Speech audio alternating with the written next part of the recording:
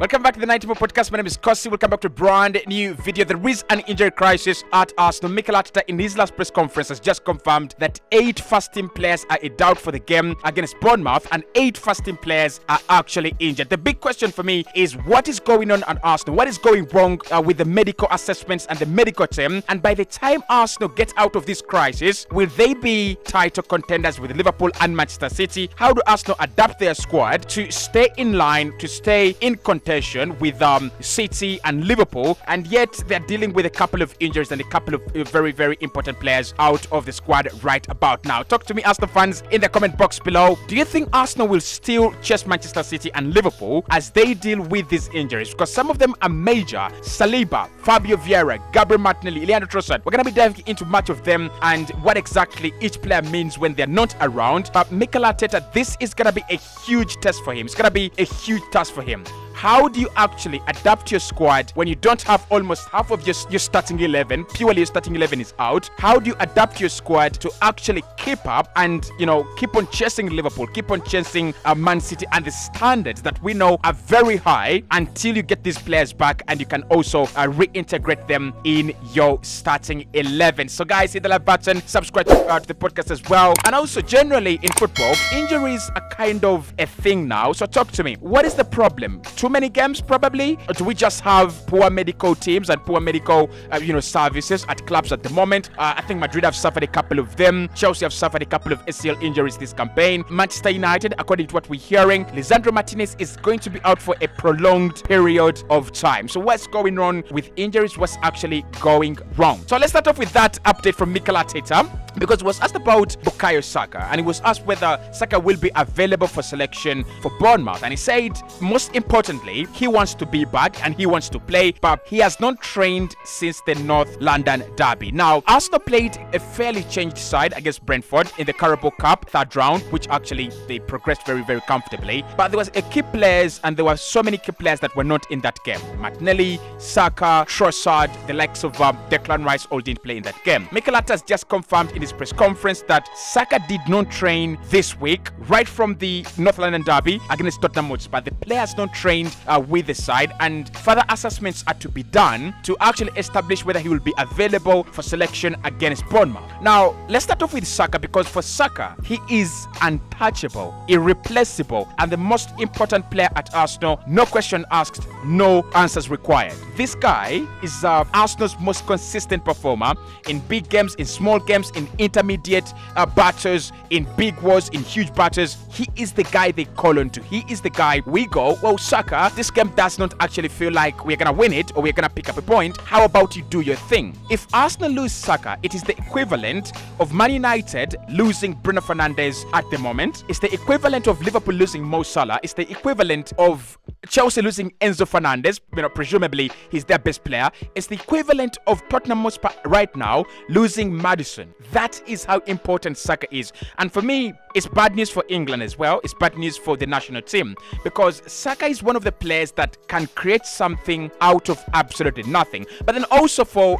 Gareth Southgate, he's one of the players that have actually established themselves in the last 2-3 years as one of the players that can be consistent, and therefore they can be trusted in each and every game. So Arsenal without Saka, we've not experienced that for the last 3 seasons. Like, he's been so consistent to an extent that he's been voted Player of the Year at Arsenal on 2 occasions and runner-up last campaign to Martin Odegaard. So Saka being out, that is not a blow. That is a catastrophe for Mikel Arteta, Arsenal and the Gunners. It could actually be a very big dent in Arsenal's pursuit to the title. It could be Arsenal's demise. It could be the reason why Arsenal do not actually challenge for the Premier League this season. Because what we've seen this season is Man City starting off very well. Man City literally, I don't know, they've forgotten all about the 5th gear. They've forgotten about the 3rd gear. They've started in gear number 2, and by the time Kevin De Bruyne comes back and they get into gear number 1, it's gonna be over. So Bukayo Saka, how quick he comes back and how fit and well he comes back is gonna be very key to Arsenal winning games, winning the title. If they still have the dreams, probably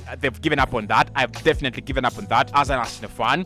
But if there is anyone thinking about Arsenal winning the title, it's going to be absolutely crucial and very key for Saka to be fit for the rest of the campaign. Mikel Arteta also says that William Saliba has had a knock and therefore he's not trained ever since the North London derby. Now this one I cannot explain. So what we saw last campaign was William Saliba picking up an injury. I think it was in the Europa League against Sporting Lisbon, and Arsenal absolutely fell to shatters. Arsenal and the Arsenal defense became meaningless, useless, and purely non-existent. But what is actually very, very scary is that Arsenal and Mikel Arteta and Edu as well, they had looked at that problem and they had gone to the market and signed one of the most brilliant centre-backs in the world right now, the best young centre-back in the world, in Jalen Timber, and he's now injured. And we'll talk about Timber in a minute. But with Timber injured, and now you're losing William Saliba, that is unlucky. That is so bad fortune. Like, you cannot categorize that in any kind of statistical way. It has to go subjective, and it's just being unlucky. It's just being unfortunate, because William Saliba, with all due respect, I love Ruben Dias, I love Jesco Gvardiol, but he's the best young centre back in the Premier League. I think he's standing in an Arsenal side where he's the alpha and the omega of that defense, and he has proven to the world that he literally can play game after game after game without committing mistakes, without panicking, and producing the high quality that we expect out of him. So William Saliba being out of this Arsenal defense literally means that they don't have a defense. We just don't have a defense with William Saliba out. It's as simple as that. And I'm scared. I'm purely scared, because without Saliba, Arsenal conceded 3 goals against Southampton last campaign at the Emirates Stadium. That is how bad the problem is. Without William Saliba, Arsenal fell to shatters and we became an absolute defensive shambles. So William Saliba has a knock, and again, he's another player that Mikel Arteta will be praying he comes back quicker, sooner rather than later. The next one on the list is Fabio Vieira. Now this one is undisclosed, but Mikel Arteta said that he missed the last game and therefore there are a few assessments to be done. I think it's unlucky for Fabio Vieira, it's unlucky for Mikel Arteta as well, and unlucky for Kai Havertz too, because of 2 reasons. One, with Fabio Vieira as an option, Mikel Arteta has had the chance to protect Kai Havertz. So what he has done is to play Fabio Vieira for 70 or 80 minutes and then introduce Kai Havertz for the last 10 minutes. That protects the player in Kai Havertz, and that also allows you to play a much more fluid side and a much better side.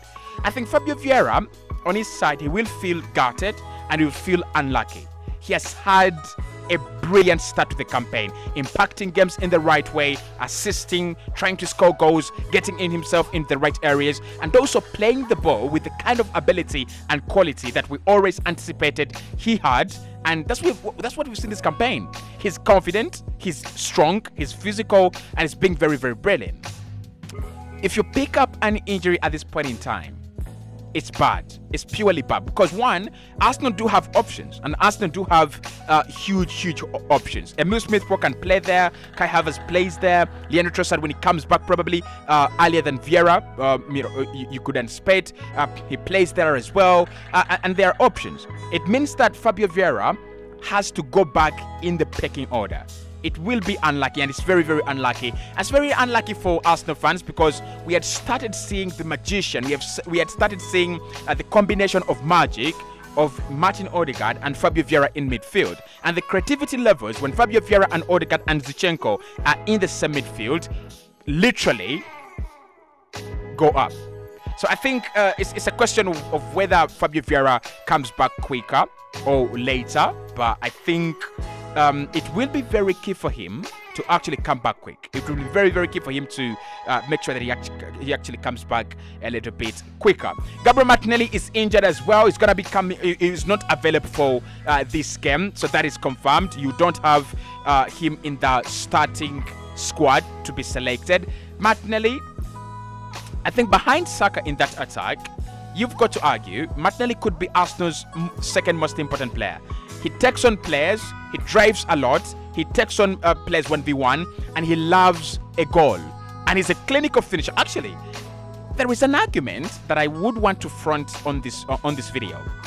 Is Gabriel Martinelli Arsenal's most clinical finisher? Odegaard has been very good, but I don't think Odegaard is as clinical as Gabriel Martinelli. So is Gabriel Martinelli Arsenal's most clinical finisher.